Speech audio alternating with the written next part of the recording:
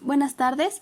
Nosotros el día de hoy les vamos a hablar sobre el siguiente estado del conocimiento, que es Educación, Desigualdad y Alternativas de Inclusión en la Investigación Educativa del año 2002 al 2011. A continuación, mi compañera Laura Alejandra les hará mención sobre el primer estado de conocimiento. Explicándoles el capítulo primero del estado de conocimiento, el derecho a la educación. Comenzamos. El derecho a la educación y su emergencia como tema de estudio no es reciente en México, ya que al menos desde los años 70 que existen antecedentes de su análisis, el derecho a la educación se encuentra en un momento de resurgimiento en el ámbito de la investigación educativa. Este estado del conocimiento nos permite generar un marco general en que se inscribe la producción académica sobre el derecho a la educación en México.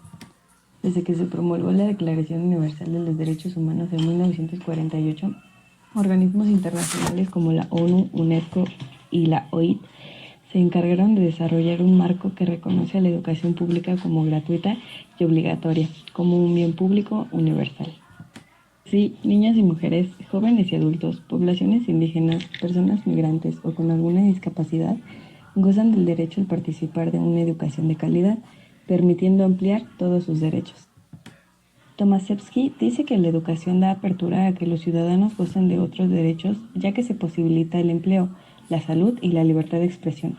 La negación a la educación provoca que las personas queden excluidas de los mercados laborales formales, lo que da apertura a los derechos sociales, culturales y económicos.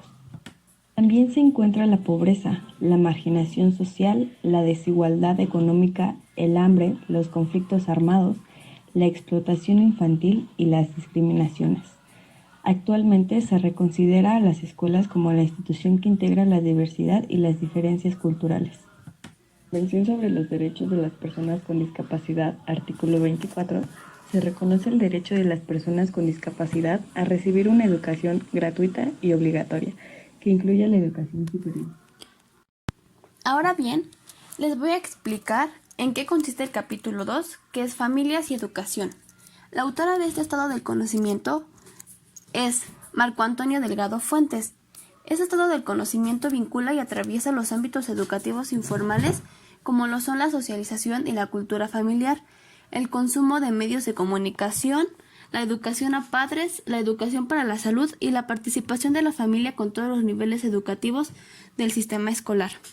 Los trabajos fueron clasificados en los siguientes temas, los cuales fueron los siguientes: las familias y las escuelas, familias, educación no formal, migración, familias, educación y por último, educación para salud y familias.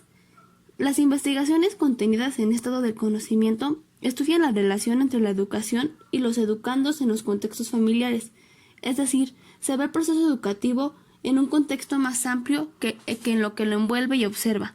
Igualmente, las relaciones que se establecen entre la educación y las familias, ya que este estado del conocimiento tomó a las familias como parte de los sujetos que considera la educación de adultos y jóvenes. Ahora bien, mi compañera Ceci les hará mención acerca del capítulo siguiente.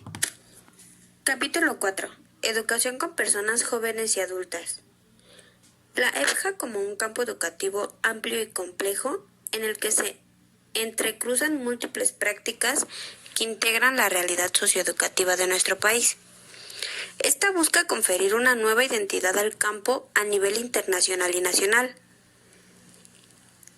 Así como los sujetos que conforman este campo educativo son múltiples y diversos, por lo que en las búsquedas prestamos particular atención en las singularidades de los y las participantes por razones de sexo, edad, ubicación geográfica, ocupación o pertenencia a un grupo y condición social. También de sus rasgos y contextos se desprenden necesidades e intereses específicos de formación, como también la edad de los sujetos, personas jóvenes y adultas, es otro rasgo que acota la educación para jóvenes y adultos, refiriéndose a aquella población que ha rebasado la edad convencional para participar en procesos que les permitan construir conocimientos y apropiarse de valores y actitudes en el marco de la educación obligatoria en el país, lo que los coloca en situación de desventaja frente a otros sectores. Capítulo 5. Educación, trabajo y empleo. En este capítulo entendemos como educación a la escolaridad principalmente. El trabajo se entienden las actividades y formas de organización que desarrollan los sujetos en diversos ámbitos de la vida social, económica y laboral. Y a lo que es el empleo, se delimitan las actividades que tienen una orientación económica en esencia y que por ellas pueden o no percibir un salario. Se divide en 5 ejes. El primero serían los seguimientos de egresados en las trayectorias laborales, mismas que en sus aspectos relevantes y valoración arrojan información diagnóstica importante y ofrecen también elementos para conocer su impacto real sobre la planeación curricular o institucional. Su principal característica es una finalidad diagnóstica. Como segundo eje tenemos lo que son las profesiones y mercado de trabajo. Estas suelen no tener una intencionalidad estrictamente relacionada con la retroalimentación curricular y la planeación académica. Como tercer eje, tenemos la educación y las competencias laborales. En esta, la difusión y la promoción del nuevo enfoque basado en la adquisición de competencias laborales con las características que dotarían los procesos de formación técnica y profesional.